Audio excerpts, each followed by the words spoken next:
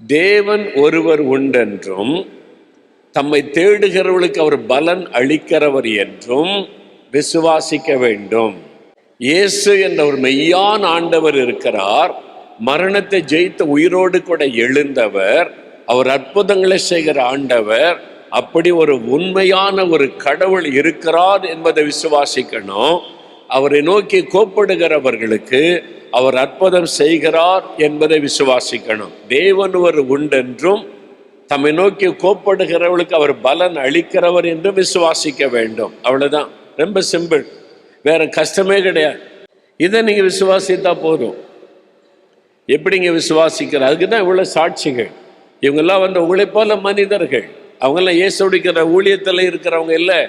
உங்களை போல பல இடத்துல இருந்து வந்தவங்க அவங்களுக்கு செய்த அற்புதங்களை சாட்சியா சொன்னார்கள். அதெல்லாம் எதற்கு? நான் இங்க இருக்கிற அற்புதம் செய்கிற ஆண்டவர் என்று நமக்கு ஆண்டவர் வெளிப்படுத்தி கொண்டிருக்கிறார். அதை நம்ம விசுவாசிக்கணும். இப்போ நீங்க விசுவாசிக்கணும். அவிசுவாசம் ஒரு பாவம். ஆண்டவரை சந்தேகப்படுவது ஒரு பாவம்.